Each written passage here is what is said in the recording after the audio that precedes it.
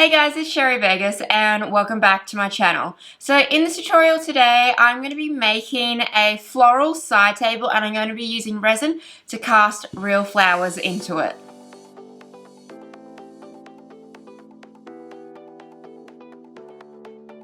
Because I'm making this side table completely out of resin, I'm going to be casting it and I'm going to need something to cast into. I have picked this tub which is from Bunnings and it's perfect to cast resin into because it's flexible, so it's going to be able to pop the item out once the resin has hardened, and it's also got a really nice shiny surface to it, which means that the resin's going to come out glossy. If it doesn't want to pop out, I can always cut this back as well and get my resin piece out like that. Plastic tubs will be great to use for this particular style. You can also build your own frames using like perspex or melamine, but this is honestly the easiest way if you can find a tub that is the right size. For the look that I'm going for with this, I want it to look like my flowers are just floating through the resin.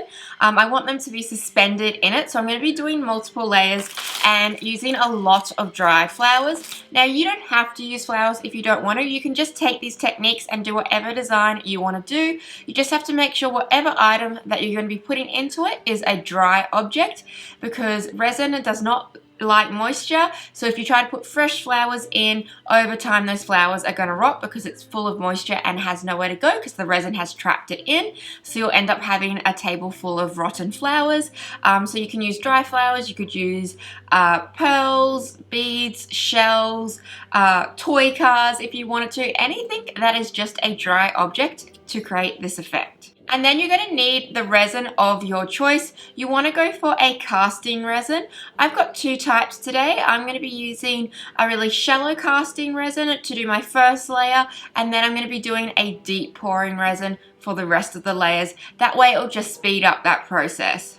So of course the first step before we do any casting is to give it a clean out, because whatever is in this is going to set into the resin. So if you've watched my channel before, you know that I always love to give it a good clean out with some alcohol spray and then get some paper towel and give it a wipe over, just to make sure that it is clean and there is no dirt or dust or anything that might have been on my hands.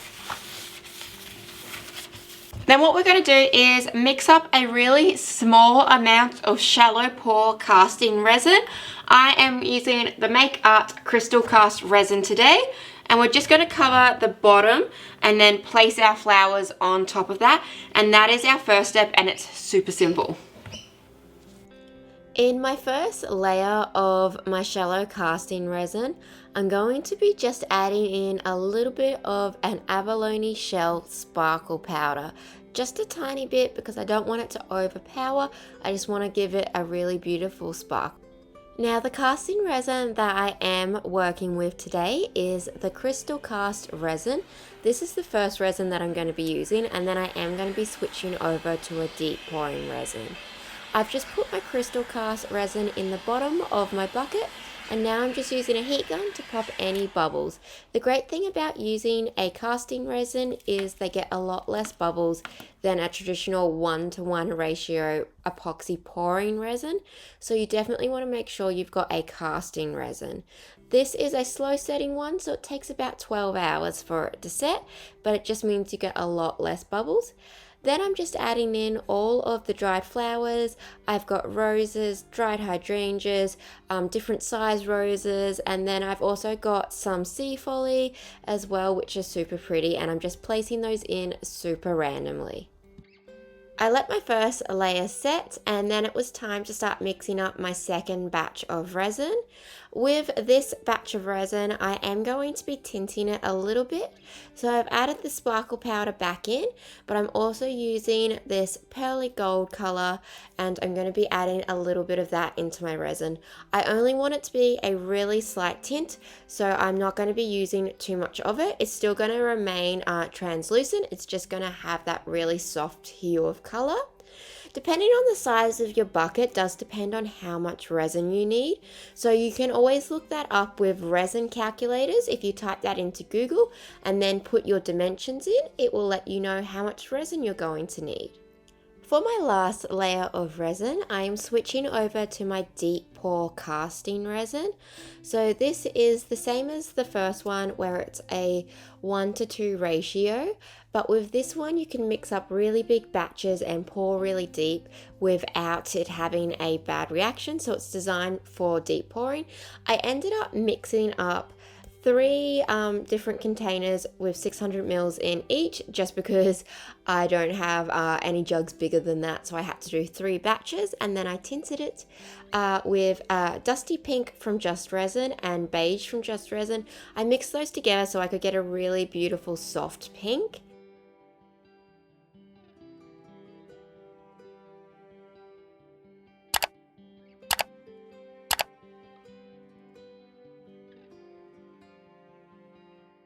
So this has been sitting for a few days and it is time to demold it. I did end up switching over to a deep pour casting resin because I had already coated the flowers in the shallow casting resin and they were all protected, and then I just wanted to do like one big layer. So I switched over to a deep pouring casting resin, which is designed to be poured, I think it's like at least 3 centimeters upwards in depth. And that's what it's designed to do. You can't do that with shallow casting resins because it gets too hot and the resin can crack.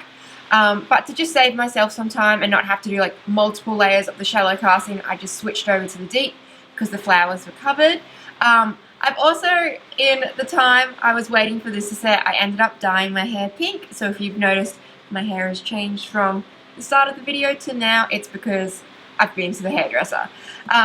So I'm just going to give this a bit of a crack, and it should just pop out because this is plastic and like slick surface, so the resin shouldn't be able to stick to it. Let's give this a go. Oh my god, this is so beautiful. It looks like some of the flowers are like submerged into this like milky bath, and some of them are like obviously in the clear. So this is what it looks like. Look at the size. I do really like the color pink, if you cannot tell by everything.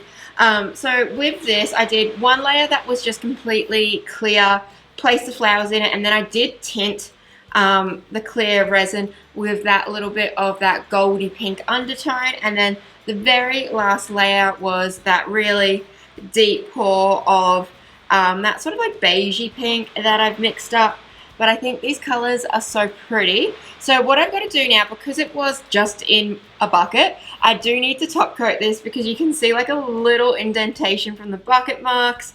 But because I poured it like that and worked backwards, so I poured the top of the table first and then worked my way backwards, so that way when I flipped it out it had like that nice curve of the bucket. You could obviously work the other way around, but then this would be the bottom and that would be the top, and you'd have like that sort of sharp edge. So what I've got to do now is top coat this. I also went to Bunnings and I bought some chair legs, so all I've got to do with those, because they did come black, these black metal chair legs, and I really like how they look, but they only had them in the color black. So now what I've got to do is just spray paint them.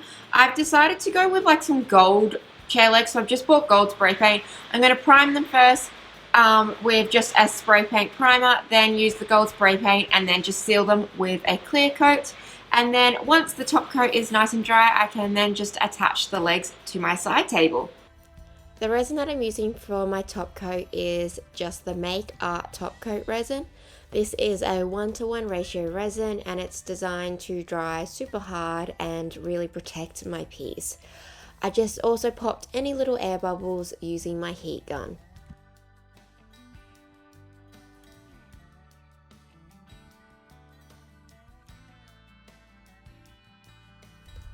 Once my top coat had dried, it was time to start attaching my chair legs. These are just from Bunnings, which is a hardware store in Australia. They were, I think, $9 each. They do come in black, so I just bought some gold spray paint and made them gold just because I thought it would suit better. And now I'm just using a pen and I'm marking out the hole lines. I've measured all of these up so they're a nice even distance. Now that I've marked out all of my holes that I need to drill, I'm doing what's called a pilot hole, where I am using a smaller drill bit and just drilling guide holes basically.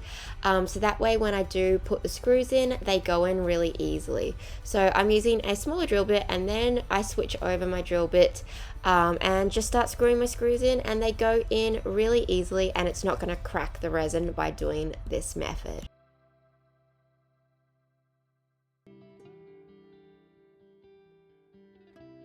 This is the finished side table, and I think it is so beautiful with all of the flowers and the gold legs.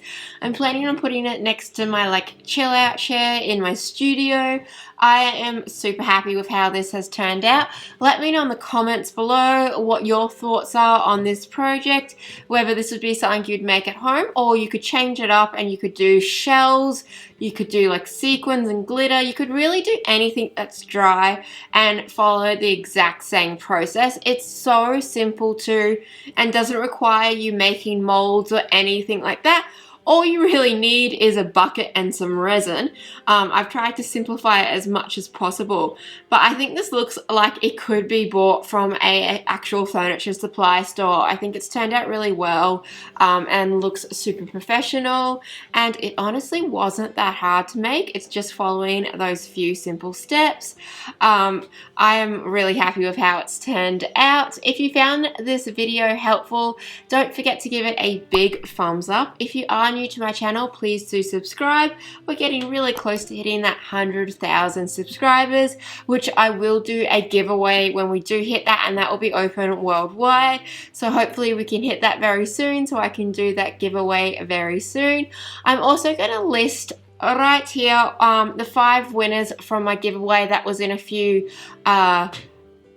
episodes, I guess a few tutorials a few weeks ago for the Make Art resin. Unfortunately, it was for Australia only, so these are the winners.